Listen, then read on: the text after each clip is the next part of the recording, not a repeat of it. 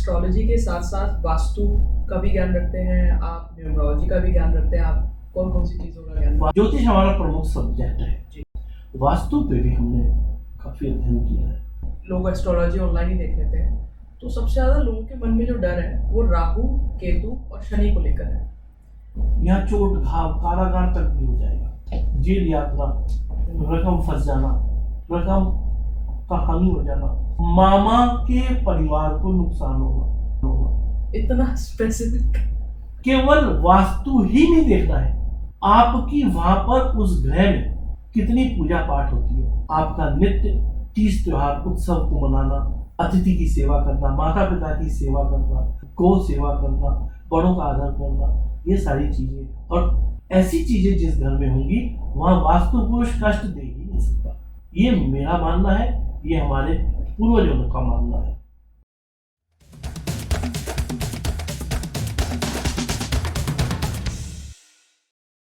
Welcome to the Sunday Monday show. ये आज हमारा पहला एपिसोड है। हमारा आज का डिस्कशन टॉपिक है एस्ट्रोलॉजी। इस एपिसोड के लिए हम पहुंचे यूपी, जहां हमें हमारे गेस्ट मिले नवल किशोर भारद्वाज जी, जो 2003 से लोगों की हेल्प कर रहे हैं बिना किसी फी के। अगर आज आपको हमारा ये एपिसोड पसंद आता है तो हमारे चैनल को सब्सक्राइब करिए, अपने फ्रेंड्स एंड फैमिली के साथ शेयर करिए। Enjoy the show. नमस्ते सर, कैसे हैं आप? नमस्कार, मैं ठीक हूँ। सबसे पहले तो आपका बहुत बहुत थैंक यू कि आज आप हमारे शो में आए और अपना इतना कीमती वक्त हमें दे रहे हैं हमारी नॉलेज बढ़ाने के लिए। मेरा सौभाग्य है कि मैं आपके काम आ सक रहा हूँ और आपकी जो भी दुविधाएं हैं इस विषय में मैं उसको दूर करने की भरसक चेष्टा करूँ। Thank you. तो सबसे पहले मुझे ये जानना है कि आपका परिचय क्या है, आप क्या करते हैं और आप इस विद्या में कैसे आए? ये विद्या हमारे घर में पीढ़ी दर पीढ़ी है। अच्छा। हमारे पिता संस्कृत के अध्यापक थे, आचार्य थे, शास्त्री थे, ज्योतिष के प्रकांड थे। उन्होंने ये विद्या अपने पिता से सीखी, उनके पिता के पिता ने उन्हें सिखाई, तो पीढ़ी दर पीढ़ी कई दशकों से ये विद्या हमारे घर में मौजूद है। और मेरा अनुभव तो बहुत ही डिफरेंट रहा है। मैं खुद ज्योतिष साइंस में तो विश्वास करती हूँ, लेकिन मेरा ये था कि मैं बहुत ज़्यादा इस बात में मेरा विश्वास नहीं था कि कोई इंसान खुद आपको बहुत ज़्यादा कुछ बता सकता है, जब तक मैंने आपको देखा। और एक कहानी जो मुझे याद है वो मेरे एक परिचित हैं, उनके घर में कोई बहुत बीमार था और वो उनकी फ़ोटो लेके आपके पास आई, और जब आपने उनकी फ़ोटो देखी तो आपने पहले तो चुप्पी साधी, आप कुछ नहीं बोले। और जब उन्होंने पूछा कि भाई ये बहुत ज़्यादा बीमार हैं, पता नहीं इनको क्या बीमारी है और ये पिछले 1 महीने से हॉस्पिटल में ही है लगातार, तो आपने डेट दे के कहा था उनको कि इस डेट को ये हॉस्पिटल से वापस करें। तो उसके बाद उन्होंने पूछा कि उसके बाद क्या, तो फिर आपने चुप्पी साधी। और जो मुझे सुनने में आया कि वही डेट को वो हॉस्पिटल से घर वापस आ गई, लेकिन उनको कैंसर था तो वो नहीं बची। तो उसके बाद मतलब मुझे इतना आश्चर्य हुआ है सोच के, मतलब मेरे को तो अमेजमेंट था, मैं ऐसे कोई कैसे बता सकता है। तो वो सबसे पहली बात मुझे याद है, और ये बात काफ़ी पुरानी है, आई थिंक 2010-2011 की बात है। तो वो मेरे लिए बहुत ही अचंभे वाली बात थी। कुछ तो ज्योतिष के प्रेडिक्शंस होते ही हैं, कुछ देवीय कृपा भी होती है। अच्छा।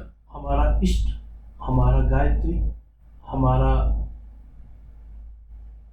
पूर्वजों के प्रति भाव जो उन्होंने हमें आज्ञाएं दी है, उनका परिपालन जब हम करेंगे तो हमारी ये विद्या डेफिनेटली काम करेगी। हमारे को जब इस सीट पे बैठाया गया तो हमसे 3 शर्तें हमारे आगे रखी गई। क्या थी वो 3 शर्तें? उन्होंने कहा कि कभी किसी से आप कुछ मांगेंगे नहीं। अच्छा। चार्ज के रूप में, चाहे वो कितने ही मेहनत का काम आप करके उनको दो। दूसरा, आप अपना कभी विज्ञापन नहीं करें, अपना प्रचार प्रसार नहीं करें। तीसरा, आप अपनी गायत्री का जप करेंगे और अपने इष्ट की पूजा करेंगे। जब तक आप ये करते रहेंगे तब तक आप में तेजस्व रहेगा, वाणी में सरस्वती रहेगी और आपके बताए हुए कार्य सिद्ध होंगे। तो इन्हीं तीनों की चीज़ों पर हम प्रयास करते हैं, कोशिश करते हैं ताकि ये चीज़ें हम पे बनी रहें। बाकी तो प्रभु की, ठाकुर जी की कृपा। तो ये आपसे 3 शर्तें आपके गुरु ने हमारे पूर्वजों ने, वही हमारे गुरु थे। मैंने आपसे, शायद आपने इस सवाल का मेरा जवाब दे ही दिया कि आपको, मैंने ये देखा है कि आप जो भी सर्विस देते हैं फ्री ऑफ चार्ज देते हैं। तो मेरे ख्याल से आपने इसका, मेरा सवाल ये था कि आप फ्री ऑफ चार्ज क्यों देते हैं? मेरा कहना ये है कि प्रकृति ने हमें बहुत सारी चीज़ें दी हैं, निःशुल्क दी हैं, और ये भी हमें भगवान ने ये विद्या दी है। हमने स्वरचित तो की नहीं, हमने खुद तो इसको बनाया नहीं, जो हमें मिली है, तो उसके लिए हम चार्ज लें तो हमें शोभा नहीं देता। सकाम भक्ति उत्तम नहीं, निष्काम भक्ति ज्यादा उत्तम है। सकाम भक्ति में एक सौदेबाजी है। सकाम भक्ति का मतलब क्या होता है आपको थोड़ा सा?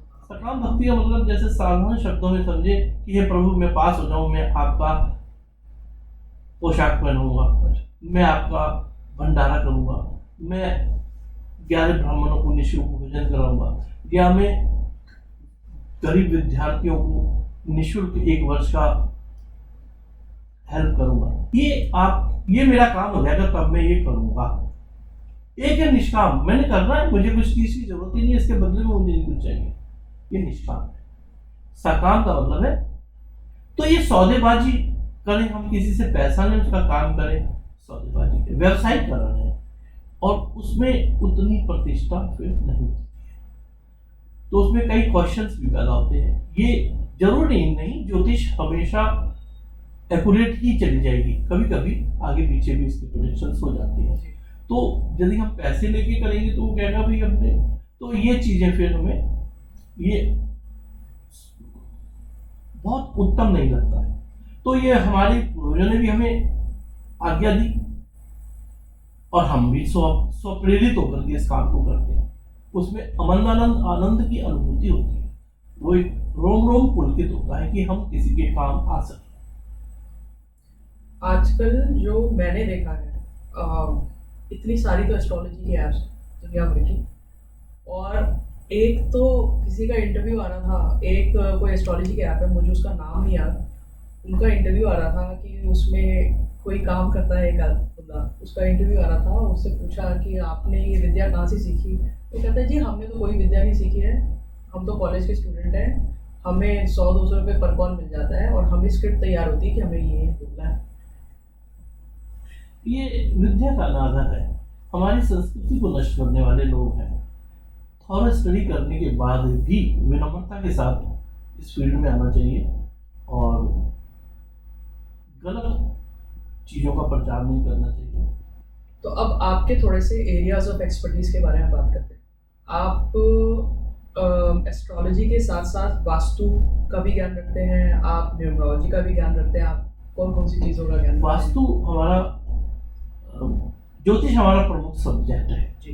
ज्योतिष पे हमने अध्ययन लगातार किया है, वास्तु पे भी हमने काफ़ी अध्ययन किया है, और न्यूमरोलॉजी में मैंने बहुत नगण्य है मेरा ज्ञान, कपूर का ही है, टू बी वेरी फ्रैंक। अब वास्तु जो है, वास्तु में बहुत भ्रांतियां हैं। वास्तु में कई वास्तुकार आते हैं, वास्तु शास्त्र के कहते हैं कि ये गलत है, ये गलत है, इसे तोड़ दो, इसको पुनः बनाओ जी, या इसको त्याग दो। हमारा वास्तु जो है वो 5 तत्वों पे आधारित है, और फेंगशुई और जापान या और ये जो वास्तु है इनके 2 तत्वों पे आधारित है। अब हमारा जो वास्तु है उसमें जब भी आप कोई भूखंड लेते हैं, चाहे वो रेजिडेंशियल हो चाहे वो कॉमर्शियल हो, रेजिडेंशियल लेंगे तो उसकी एक पूजा का प्रकार है, कॉमर्शियल का थोड़ा सा अलग है। जो आपको मैं संक्षिप्त तरीके से बताता हूँ, जैसे किसी ने कोई भूखंड खरीदा, लैंड खरीदी, उसको अपना घर बनाना है, तो हम उसके ईशान कोण में एक गड्ढा खुदवाते हैं, 2.5-3 फुट गहरा, 2x2 का, उसमें गोबर, गाय का गोबर, गोमूत्र, गंगा जल और नदी, किसी पवित्र नदी का तीर्थ की मिट्टी मिला के उसको लीप दिया जाता है। आपको एक सेकंड इंटरप्ट करूंगी, आपको बताना होगा ईशान कोण क्या होता है। मुझे तो पता है, लेकिन आप थोड़ा ईशान कोण पूरब और उत्तर के मध्य भागों को ईशान कोण कहते हैं, और पूरब और दक्षिण के भाग को अग्निकोण कहते हैं, और दक्षिण और पश्चिम भाग को ये नैऋत्य है, और इस वाले पोर्शन को हम वायव्य कहते हैं। बीच का ब्रह्म ग्रंथ होता है। एक संक्षिप्तता में है, बाकी डिटेल में बात बताएंगे। तो हम ईशान कोण में वहाँ पे जो गड्ढा खुदवाते हैं, ये सब गोबर से लिपवा देते हैं, सूख जाता है। तब हम एक लोटे में जल लेके, तांबे का लोटा हो, उसमें जल भर के सर्प सर्पनी स्थापित करते हैं वेद मंत्रों के साथ। रोटी, चावल, पुष्प, सूखा धनिया ये रखवाते हैं, और वेद मंत्रों के साथ उसको ढक के उस गड्ढे के ब्रह्म ग्रंथ में रखते हैं, और वास्तु पुरुष का आह्वान करते हैं वेद मंत्रों के द्वारा। वास्तु पुरुष वहाँ पे विराजता है। फिर हम 5 ईंटें पहले से रन के रखते हैं। एक पे सतिया बनाते हैं, एक पे श्री काटते हैं, एक पर ओम लिखते हैं, एक पे स्वाधा लिखते हैं, एक पे स्वाहा लिखते हैं। इन 5 ईंटों की बाकायदा पूजा होती है, शिलान्यास जिसकी होती है, पंचशिलाओं की उन पे पूजा होती है। पूजा करने के बाद उनको वहां पर उस ब्रह्मग्रंथ में स्थापित किया जाता है। ये कौन सी ईंट कहाँ लगेगी ये अलग विषय है। 5 ईंटों को वहां स्थापना करने के बाद 5 कौड़ियां, 5 सुपारियां, पीली सरसों, हनुमान जी का सिंदूर, ये उन्हीं देवताओं के मंत्रों के साथ वहां रखा जाता है। एक कोई ग्रंथ छोटा सा पॉकेट गीता, वो भी हम मंत्रों के साथ वहां रखवाते हैं, और एक नारियल। ये और कभी कभी बच्चों की जो जन्म के समय नाल होती है वो भी सिंदूर के साथ वहां रखवा दी जाती है, जो रखवाना चाहता है। उसके बाद फिर हम वास्तुकार जो होता है, मिस्त्री और जो मजदूर होता है, उसकी कन्नी और भसूली जो हथियार होते हैं उसकी पूजा कराते हैं। उसकी पूजा कराने के बाद उस वास्तुकार की पूजा करते हैं, जो बनाएगा उसकी भी पूजा का विधान। फिर उसको दक्षिणा देते हैं, फिर उसको अनुमति देते हैं कि अब आपको जो ये हमने बनाया है, रखवाया है, इसको सीमेंटेड करें। और वेद मंत्र हम पढ़ेंगे, वो सीमेंटेड करता जाता है। उसका एक पिरामिड बना दिया जाता है। पिरामिड बनाने के बाद फिर हम वेद मंत्र पढ़ते हैं। वास्तु पुरुष वहां प्रकट हो जाता है 10 दिशाओं से। 10 दिशाओं से जब वास्तु पुरुष प्रकट होगा, वहां विराजमान हो जाता है, पूरे घर में विराजमान हो जाता है। फिर वास्तु जनित दोष ही खत्म हो जाते हैं। फिर उसमें वहां पर ही हवन होता है, एक संक्षिप्त हवन होता है। हवन की जो भस्म होती है, ठंडी हो जाती है, वो भी प्रायः लोग उसमें डलवा देते हैं। फिर उसको कवर कर देते हैं मिट्टी से। फिर उस पर रंगोली बना के चौमुखा आटे का दिया रखा जाता है, और पीली सरसों पूरे भूखंड में फैला दी जाती है। वास्तु फिर एक दिन छोड़ दिया जाता है। फिर निर्माण कार्य शुरू होता है। वास्तु पुरुष वहां बैठ गए, अब वास्तु जनित दोष नहीं लगेंगे। फिर भी कहाँ रसोई होनी चाहिए, कहाँ पे मीटर होना चाहिए, कहाँ पर सिद्धियां जानी चाहिए, स्टडी रूम कहाँ होना चाहिए, अतिथि कक्ष कहाँ होना चाहिए, पूजा का घर कहाँ होना चाहिए, वॉशरूम कहाँ होना चाहिए, हमारा स्टोर कहाँ होना चाहिए। तो ये सारी चीजों का भी फिर भी ध्यान रखा जाना चाहिए। यदि नहीं भी कोई रख पाता है किन्हीं कारणों से, तो वास्तु पुरुष को यदि वहां बैठा दिया गया है, तो वास्तु जनित दोष फिनिश फॉरएवर। तो आपने वास्तु पुरुष की बात करी, इसका कोई प्रमाण मिलता है कि वास्तु पुरुष वाकई वहां आके बैठे हैं, या फिर इन सब पूजाओं से, इन सब मंत्रों द्वारा और सब विधि विधान करने के बाद वास्तु को जब हम आह्वान करते हैं, वेद मंत्रों से करते हैं, स्वस्ति वाचन के बाद वेद मंत्रों के साथ सभी देवी देवताओं को बुलाते हैं, वहां उपस्थित होते हैं। ऐसे ही वास्तु पुरुष भी आह्वानित होता है, आते हैं रास्ते।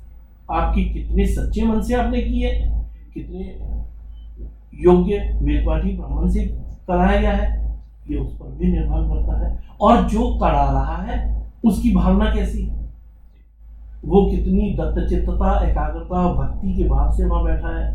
तो ये सारी चीजें अलग विषय हो जाता है।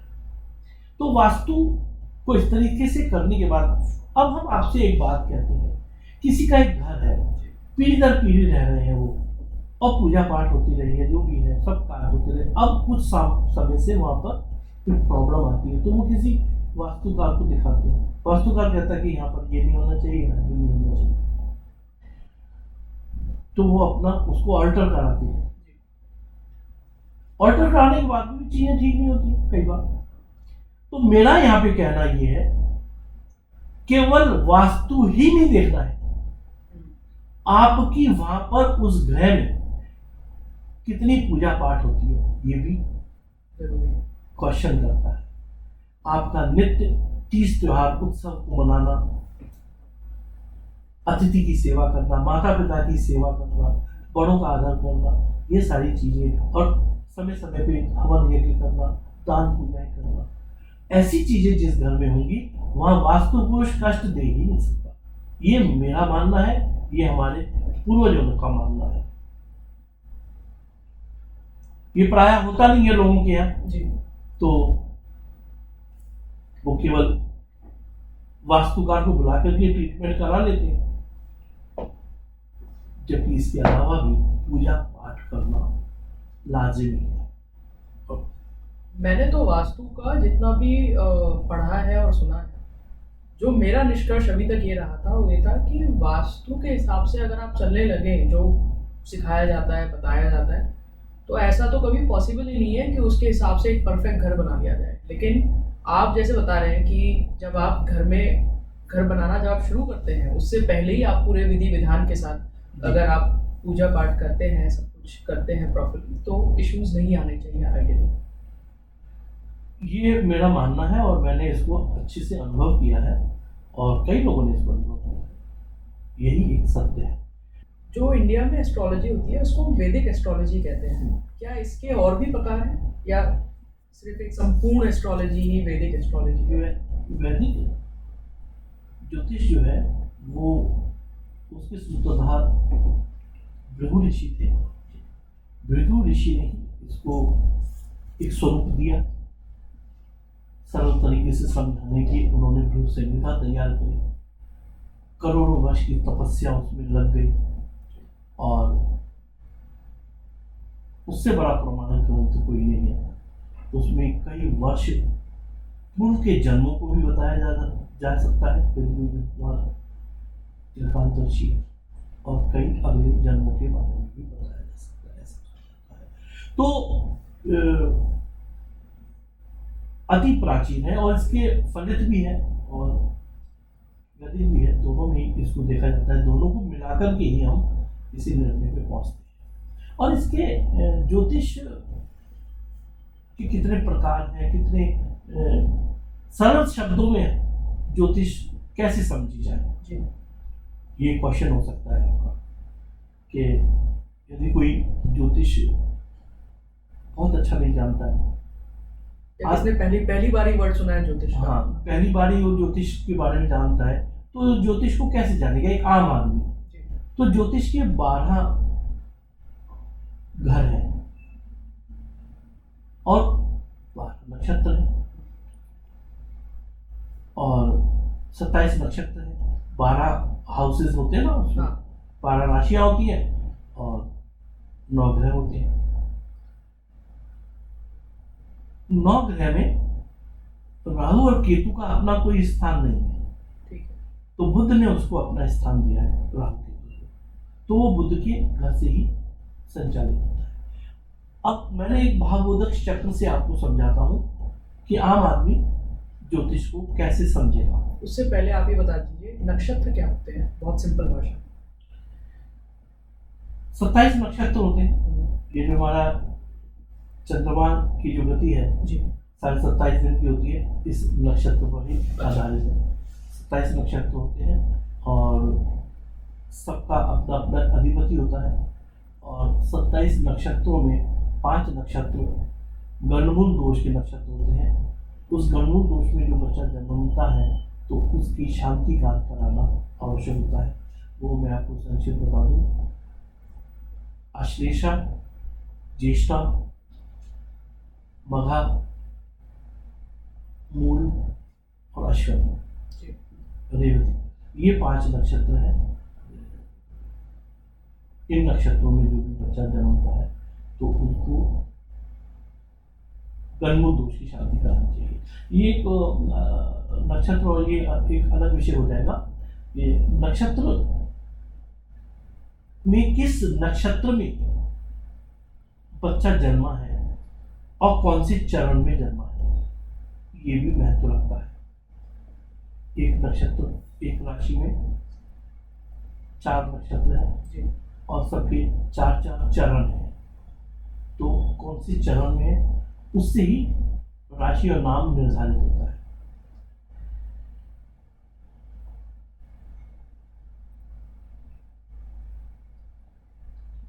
किस नक्षत्र की दृष्टि कहाँ आ रही है ये भी मीनिंग रखता है। कौन सा नक्षत्र, कौन सी राशि उच्च की है, कौन सी नीच की है, किस पर अच्छे ग्रह की दृष्टि आ रही है, किस पे पाप ग्रह की दृष्टि आ रही है। कोई पाप ग्रह किसी अच्छे राशि के साथ बैठा तो उसका दुष्प्रभाव आएगा। ये सारी चीजें ज्योतिषी आकलन में होता है, जो हमारे पास लगन चारा होता है उस पर हम डिटेल में इसके प्रेडिक्शंस। इन जनरल आजकल तो ज्योतिष का लोग एस्ट्रोलॉजी ऑनलाइन ही देख लेते हैं, तो सबसे ज़्यादा लोगों के मन में जो डर है वो राहु, केतु और शनि को लेकर है। अब राहु केतु शनि से कोई डरने की जरूरत नहीं है। मैं पहले आपको ये बता दूं कि जो व्यक्ति ज्योतिष की प्रारंभिक शिक्षा रखता है, ज्ञान रखता है, उसके बारे में मैं बता दूं कि वो किस तरीके से अपनी चीजों को समझेगा। मैं एक चार्ट से समझाता हूँ। ठीक है। ये चार्ट में जी ये 12 ग्रह हाउसेस बने हुए हैं। ये प्रथम भाव है। ठीक है। ये प्रथम भाव है। हाँ। प्रथम भाव क्या बताएगा? तन और बुद्धि को बताएगा। यहाँ पे मेरी उंगली है, इसे देखिए। तन भाव है, ये शरीर बताएगा, वर्ण बताएगा, आकृति, बुद्धि के लक्षण, विवेक, आपका सुख दुख, यश मान, प्रताप, ये प्रथम हाउस से निर्धारित होगी। आपके गुण, आपकी जिज्ञासा, स्वभाव, प्रतिष्ठा और प्रारब्ध। प्रारब्ध क्या है इसको मैं डिटेल में आपको बताऊंगा, आप जानते भी होंगी। इसमें मिथुन, कन्या, तुला और कुंभ राशि यहाँ पे कारक होती है, उत्तम फल देती है, उत्तम हो जाती है। ये दूसरा नेत्र है, ये है दूसरा हाउस, द्वितीय हाउस। ये इसको दाहिना नेत्र बोलते हैं हमें ज्योतिष में। ये है द्वितीय हाउस। अच्छा। नहीं, ये है, हाँ, ये द्वितीय हाउस। ये द्वितीय हाउस जो है इसको दाहिना नेत्र बोलते हैं। ओके।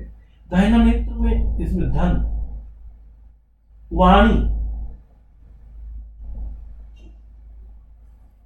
विद्या, वाणी, कुटुंब भाव और आपका गायन कला, कला से भी रिलेटेड हो जाता है। स्वर्ण कोश, धन, विद्या, वाणी, ये 3 चीजें। कुटुंब भाव मतलब फैमिली, खानदान, ये चीजें निर्धारित करती है कि किसको कितना कुटुंबीय सुख प्राप्त होगा। ठीक है। ये तीसरा हाउस आता है। तीसरे हाउस को पराक्रम भाव कहते हैं। ये भाई बहन का घर है। अच्छा। ज्योतिष में ये भाई बहन का घर है, वो भी छोटे भाई बहन का।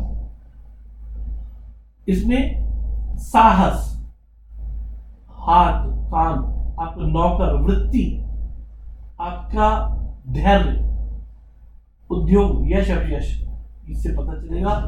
इस घर में यदि कोई पाप ग्रह है तो खांसी, दमा और फेफड़े इस संबंधित रोग भी इस हाउस से आएंगे। चौथा घर, ये घर विद्या का है, माता का है, ये माँ का भाव। 10वां पिता का है तो चौथा माँ का भाव। ये सुख भाव, यहाँ संपत्ति, विद्या, माता, सुख दुख, पशु, जमीन जायदाद, साहस, आपका जीवन की तरक्की, प्रॉपर्टी, विरासत में मिली हुई संपत्ति का सुख भोगना और भी प्राप्त विविध सुखों को इस सुख भाव से भोग सकता है।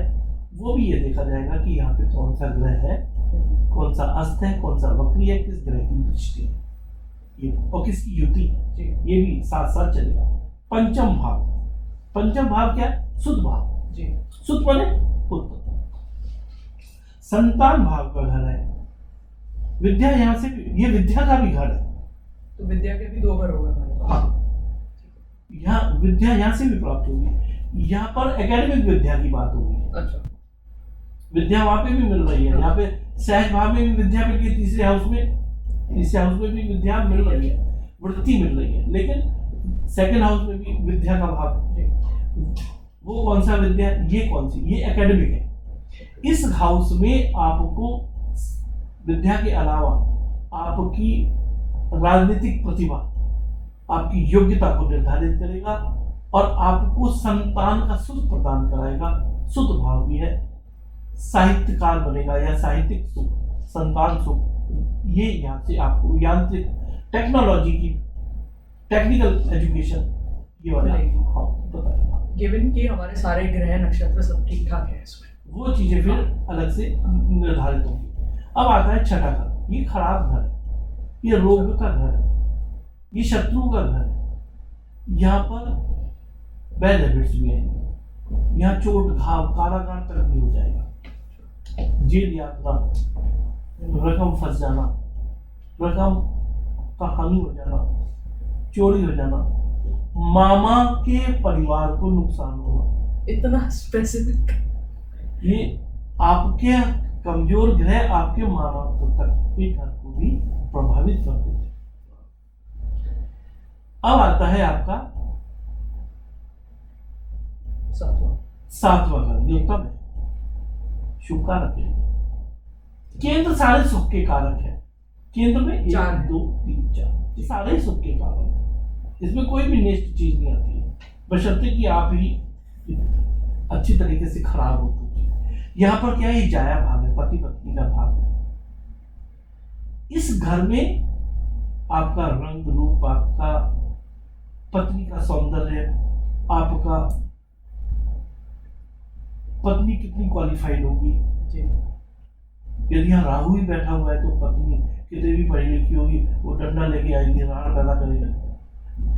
मतलब ये सारी चीजें बताएगा, लाभ हानि बताएगा, व्यापार बताएगा, विवाह, ये गुप्त लोगों को भी बता देता, खोया हुआ धन प्रदान करा देता है ये वाला धन। और यदि यहाँ स्वतंत्र कार्य कराएगा, आपका इंडिपेंडेंट काम कराएगा, आपको शुक्र कारक है। यदि यहाँ पर शुक्र नीच का है या पाप ग्रह की दृष्टि है तो यहाँ पर जननांग संबंधी रोगों को भी ये कभी कभी ये वाला हाउस दे देता है। तो मतलब 6 से पैसा जा रहा है, 7 से आ रहा है। हाँ। 8वां घर जी, 8वां घर क्या है, ये भी अच्छा नहीं, ये क्योंकि बाहर का हो गया ना, ये मृत्यु भाव है। ये रिश्वत, लॉटरी, भूगत धन को दिलाएगा, जल यात्रा, ससुराल से लाभ दिलाएगा। ससुराल से लाभ हमारे यहाँ उत्तम नहीं माना है। सर्पदंश, आत्महत्या, व्यसन, बैड हैबिट्स दिलाएगा। कभी कभी आदमी सब चीज समेट के विदेश गमन भी कर जाता है, लेकिन इस घर से आकस्मिक लाभ मिल जाते हैं, आकस्मिक लाभ का घर। अब आता है नवा घर। नवा घर उत्तम घर है। यहाँ पर विदेश यात्रा, जल यात्रा, धन की प्राप्ति, भाग्य का घर है। ये भाग्य को निर्धारित करेगा।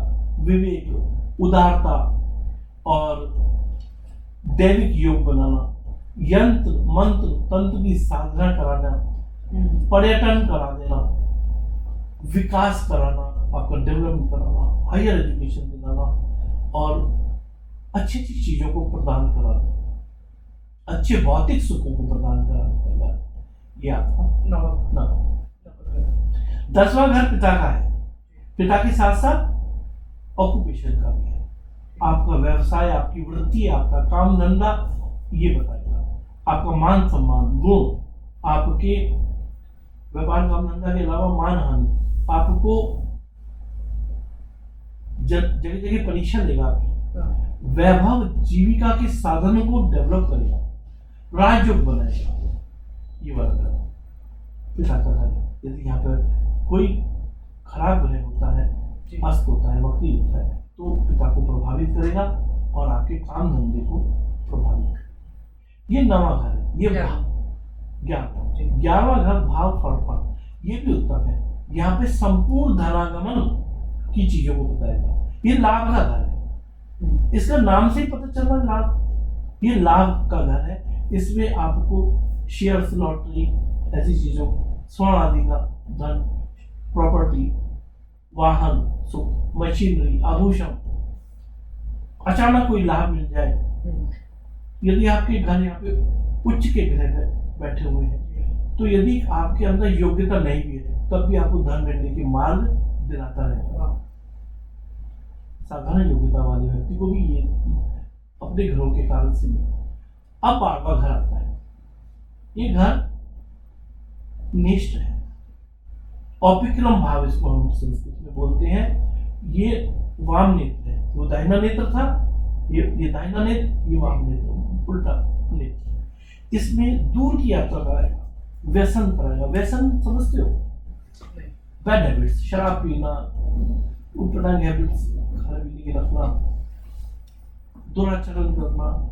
कई ऐसे, भगवान ना करे, यदि कोई ग्रह से यहाँ पे खराब आ जाए इस वाले हाउस में, तो आदमी का धन नष्ट होगा, कारावास होगा, अनावश्यक बिना बात दंड भोगना पड़ जाएगा, धन का मुकदमे में द्रव्य हानि होगी, अपयश होगी, अपयश होगा। तो ऐसी जगह पर यदि कोई खराब ग्रह है तो स्थान परिवर्तन का भी योग बनेगा। ये मैंने द्वादश बोधक चक्र से आपको ये समझाया कि किस तरीके से हमारा कोई एक साधारण व्यक्ति भी इस चार्ट से एक आकलन कर सकता है ग्रहों के कारण से कि वो हमारा ग्रह हमको क्या दिखा रहा है, क्या बता रहा है, हमको क्या सतर्क रहना है। यदि किसी ज्योतिषाचार्य के पास नहीं भी जा पा रहा है तो इन चीजों से एक आम आदमी भी इसको ऑनलाइन देख सकता है, मतलब मोटा मोटा अंदाजा लगा सकता है कि क्या चल रहा है। बहुत डिटेल यदि किसी को रुचि है हाँ। तो एक मोटा मोटा अंदाजा प्रारंभिक शिक्षा के आधार पर लगा सकता है। अब आपका कहना ये था कि राहु, शनि और सूर्य, इन ग्रहों के बारे में आप पूछ रहे थे। तो मेरा सवाल ये था कि मुझे नहीं पता ये कितना सच है, लेकिन लोगों के मन में बड़ा डर है राहु, केतु, शनि को लेके, और कभी कभी सूर्य को लेकर भी। सूर्य को लेके इतना ज्यादा डर नहीं है, लेकिन राहु, केतु और शनि को लेके बहुत ज्यादा डर है। तो उसमें आपकी क्या राय है? देखो, सूर्य जो है ग्रहों का राजा है जी। सूर्य, यदि सूर्य पिता भी, तो पिता तो और तेजस्वी ग्रह है। तेजस्वी ग्रह तो तेजस्व को ही प्रदान कराएगा। यदि वो नीच का ना हो और खराब ग्रहों के साथ ना बैठा हो, ग्रहण योग में ना हो, तो सूर्य तब खराब फल देगा, अदरवाइज सूर्य अच्छा ही फल देता है। सूर्य की 5 फल तो सूर्य को जल चढ़ाने से ही प्राप्त हो जाते हैं।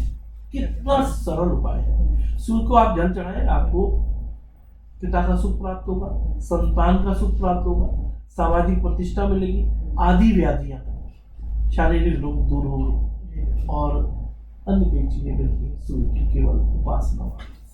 तो सिर्फ जल चढ़ा देना ही, केवल मात्र जल अर्पण करना श्रद्धा भक्ति के साथ। यदि कोई नेत्र का विकार है किसी को, तो नेत्रोपनिषद का पाठ करें, सूर्य की उपासना करें, सूर्य की दान करें, आदित्य हृदय स्तोत्र का पाठ करें, तो सूर्य बहुत उत्तम फल दे देता है और नेत्र संबंधी विकार भी दूर करता है।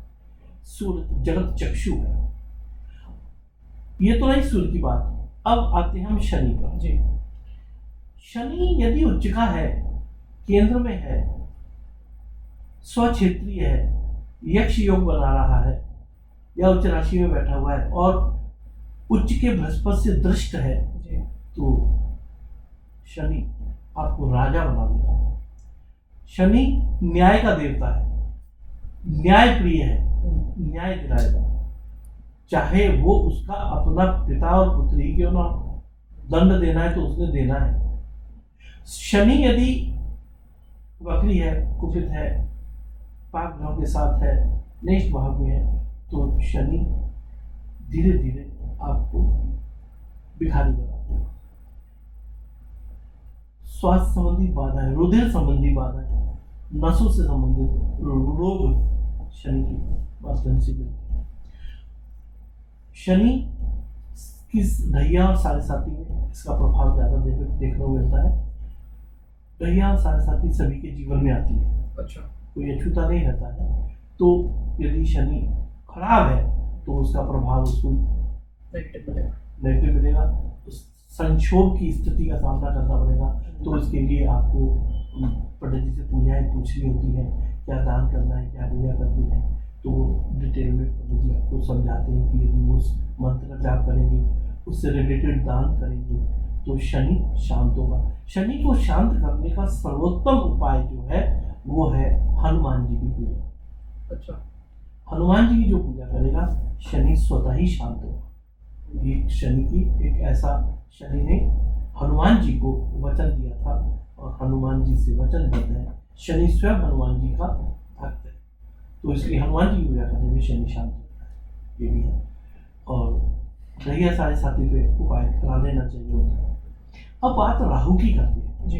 राहु पापाक्रांत ग्रह है, शनि तो पाप ग्रह था जी। राहु पापाक्रांत ग्रह है, मतलब पापी ग्रह है। अच्छा। नेगेटिव ही देगा। यदि अपने घर में बैठा है तो शांत रहेगा, किसी दूसरे के घर में बैठ गया, किसी अच्छे घर के ग्रह के साथ बैठ गया तो उसको अपने तरीके का ही बना देगा।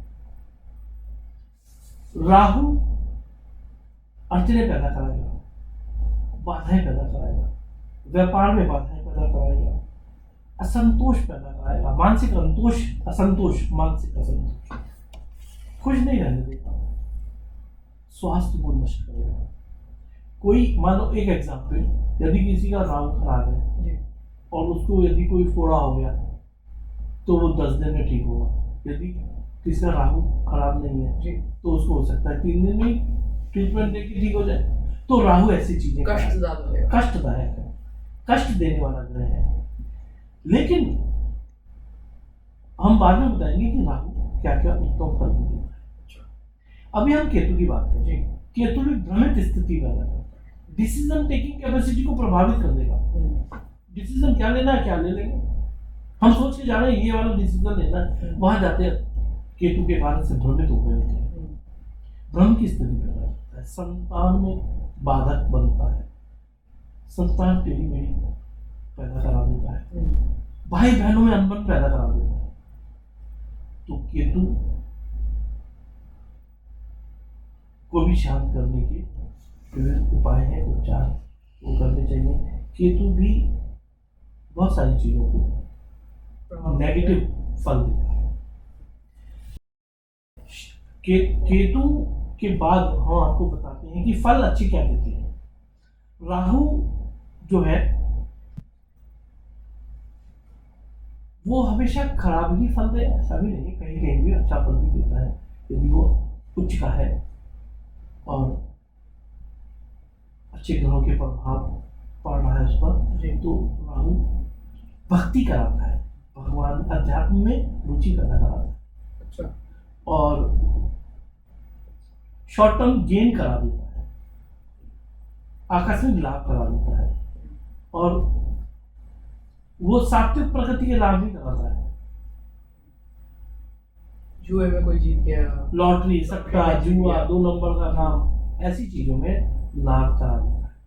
तो आजकल तो भौतिकवाद युग में लोगों को पैसे से मतलब है, चाहे वो कहीं से आ रहे हैं, ये चीजें भी मानवीय मूल्य नष्ट हो रहे हैं।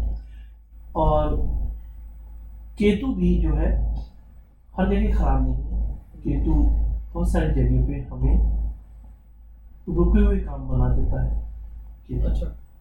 और केतु हमारे पॉजिटिव इफेक्ट्स भी डालता है कई जगह हमारे जीवन काल में, लेकिन कम ही है राहु केतु के फेवरेबल प्रभाव, ज़्यादातर नेगेटिव है। तो हमने इतने सारे नेगेटिव प्रभाव की बात करी, राहु केतु, और शनि महाराज के तो कई सारे पॉजिटिव प्रभाव भी थे। आपके पास रोज इतने लोग आते हैं कि आपके पास कुछ इंस्पायरिंग स्टोरीज हैं जहां आपने ऐसे प्रभाव देखे हों और लोगों ने उपाय करे हों और वाकई उनको मतलब बिल्कुल उनकी काया पलट हो गई? मैं आपको एक उदाहरण देता हूँ। मैं एक ऐसे व्यापारी से परिचित हूँ जिसकी शैक्षिक योग्यता, एकेडमिक क्वालिफिकेशन मेरी 10th क्लास है, उसके अंडर में 200 आदमी काम करते हैं, इतना बड़ा वो व्यापारी है। उसके पास एकेडमिक कैरियर नहीं था, लेकिन ग्रह बहुत अच्छे थे। उसने अपनी व्यापारिक बुद्धि डेवलप कर ली और ओवरऑल इंटेलिजेंसिया को डेवलप कर लिया अपने प्रयासों से। प्रयास बहुत जरूरी चीज है। उद्यमशीलता से ही हमारे ग्रह हमारे अनुकूल बनते हैं। भाग्य पीछे चलता है, उद्यम जहाँ पर होगा, मेहनत जहाँ पर होगी। तो वो उस व्यक्ति की बता रहा हूँ, वो उतार चढ़ाव उसके जीवन में रहते हैं, लेकिन धन की दृष्टि से, प्रतिष्ठा की दृष्टि से वो किसी से पीछे नहीं है, क्योंकि केवल हाई स्कूल एकेडमिकली नॉलेज होता है। मेहनत की भी एक बात है, ग्रह आपको तभी फल देंगे जब आप पूरा अपना एफर्ट भी डालोगे। और वो कितना सिंसियर होकर के कुछ करता भी होगा जी, दान पुण्य, पूजा पाठ, धार्मिक भक्ति, गौ सेवा, अतिथि सेवा, जो चीजें हमारे धर्मशास्त्रों में बताई गई है, उसको भी करता होगा, तभी तो ये चीजें प्राप्त कर रहा है। तो ये चीजें भी रहती है। ये एक स्टोरी के तरीके से आप समझ लो, ये एक स्टोरी है। ऐसे मैंने कई लोगों को देखा है, कई लोगों को ऐसा भी देखा है जो बहुत अच्छी चीजें विरासत लेके पैदा हुए, धीरे धीरे धीरे धीरे उन्होंने बहुत कुछ गंवा दिया। तो ये उस ग्रहों का नेगेटिव प्रभाव ही था। और अक्रमण्यता माने नो, अक्रमण्यता का मतलब है कि आलस, काम ना करने की भावना। तो उद्यमेन ही सिद्ध्यन्ति कार्याणि न मनोरथे नई सुप्तक सिद्ध से प्रवेशति मुखे होगा। तो उद्योग जो करेगा, मेहनत जो करेगा, तो जो वीक ग्रह है ना, वो भी अपना उत्तम फल देने के लिए तैयार रहते हैं। भाग्य का निर्माण बाद में होता है, कर्म प्रधान होता है। सकल पदार्थ है जगमाई, कर्महीन नर पावत नर। तो इसको ये कह सकते हैं कि भाग्य और कर्म दोनों ही एक दूसरे के पूरक हैं। और ज्योतिष भी इस चीज को बताती है। हमारे गीता का भी ज्ञान इसी में आधारित है। और ज्योतिष में ये बहुत स्ट्रांगली माना जाता है ना कि हम अपने कर्म अपने साथ लेके पैदा हुए हैं, और उसी के हिसाब से हमारा जो ग्रह है वो हमें दिए गए हैं कि कौन सा ग्रह कहाँ बैठेगा। देखिए, प्रारब्ध शब्द पर हम थोड़ा सा मंथन करते हैं।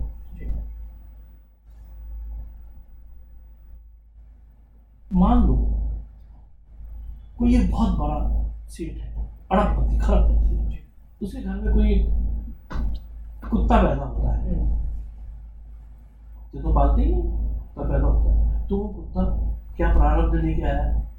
वो एसी में बैठा है, केक खा रहा है, पेडिग्रीज खा रहा है, उसके पास इंजेक्शन लग रहे हैं, पीरियडिकल डॉक्टरी ट्रीटमेंट हो रहा है, और गुदगुदे गद्दे कारपेट पे सो रहा है, कारों में घूम रहा है।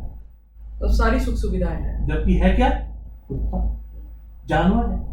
और एक रिक्शा चलाने वाले के गरीब के घर में कोई बच्चा पैदा होता है, जिसके पास सुबह खाने को है, शाम को, वो अभी पैदा ही हुआ है, तो उसका क्या दोष था? वो प्रारब्ध, पिछले जन्मों का प्रारब्ध लेके आया है। लेकिन कुत्ता परमार्थ की सिद्धि नहीं कर सकता, कितनी भी सुविधाएं मिल जाए, लेकिन जो रिक्शे वाले घर में, गरीब के घर में जो बच्चा पैदा हुआ है, वो अभी गरीबी जरूर होगा, तिरस्कृत हो रहा है, समाज से संघर्ष कर रहा है, लेकिन वो परमार्थ की एक स्टेज पे आके परमार्थ की सिद्धि करके अपने को अपग्रेड कर सकता है और भगवान को तात्विक दृष्टि से पहचान सकता है। बस अंतर इतना है प्रारब्ध का। तो जन्म से ही हमें बहुत सारी चीजें पिछले जन्मों के कारण से भी मिल जाती है। कोई बच्चा पैदा होता है, वो वेंटिलेटर में चला जाता है पैदा होते ही, उसने पैदा होते ही कौन से पाप किए हैं? तो हम ये इससे सिद्ध होता है कि पिछले जन्मों के पाप और पुण्य कैरी फॉरवर्ड होते आ रहे होते हैं। इसको एक और शब्दों, एक छोटी सी कहानी बताता हूं। जैसे भगवान राम को ये कहा गया था कि आपको रास तिलक होगा। तत्कालीन त्रिकालदर्शी वशिष्ठ ऋषि ने मुहूर्त निकाला, उससे बना बड़े कोई ज्योतिषाचार्य नहीं थे, तो उन्होंने इस दिन आपका रास तिलक निर्धारित हो गया, तैयारियां होने लगी। राम अपने ननिहाल में थे, जब वो वापस आए तो उन्हें पता चला कि मुझे तो वन गमन करना, मुझे तो रास तिलक मेरा होना ही नहीं। तो तो प्रारब्ध, ज्योतिष तो कह रही थी कि आपका राशि तिलक होना है, लेकिन प्रारब्ध नहीं कह रहा था। प्रारब्ध ज्योतिष से भी बड़ा है। प्रारब्ध भगवान के मन में क्या है, वो क्या चाहता है, सृष्टिकर्ता क्या चाहता है, वो कराता है भगवान को, राम को, चाहे वो कोई भी हो, चाहे वो स्वयं भगवान की हो, जिस प्रारब्ध तो आपको भोगना ही पड़ेगा। भोगना ही पड़ता है। तो प्रारब्ध लेके पैदा होता है, बाकी उद्यम करने से। उत्साही व्यक्ति के लिए तीनों लोगों में कोई चीज कठिन नहीं है। उत्साह संपूर्ण बधिर सुख, उत्साह रहित नहीं होना चाहिए, लगातार प्रयास करने वाला होना चाहिए, कंटिन्यूअस एफर्ट्स करने वाला होना चाहिए, क्रिया विधिज्ञ, हमेशा एक्टिव होना चाहिए। यदि आलस से कल कर लेंगे, अभी 2 घंटे सो लूं फिर कर लूं, तुरंत का तुरंत काम करने की जिसकी भावना है, एक्टिव है, वो व्यक्ति लंबी रेस का घोड़ा सिद्ध होगा, काफी अचीवमेंट करने में सफल हो जाएगा। उत्साह संपन्न मधिर सुतम क्रिया विधिकम विष्णेषु सक्तम। विष्णेषु सक्तम का मतलब है व्यसन रहित। नहीं जी मैं तो पहले चाय पीऊंगा तब मैं उठूंगा बिस्तर से, ऐसे व्यसन भी नहीं होने चाहिए। ये सुविधा मिलनी चाहिए पर मैं पढ़ूंगा, ये व्यसन नहीं होना चाहिए। और शूरवीर होना चाहिए, कृतज्ञ होना चाहिए, थैंकफुलनेस होनी चाहिए towards your parents, towards almighty every time. Utmost faith होना चाहिए गॉड के प्रति, ग्रेटफुलनेस, यस, कि हमें इतना मिला, हम उसको और भी आगे लेके जाएंगे। ये चीजें जहाँ जिसकी होंगी वो डेफिनेटली ग्रह उसको आगे ले जाने का रास्ता निकालते हैं। Thank you for watching the episode.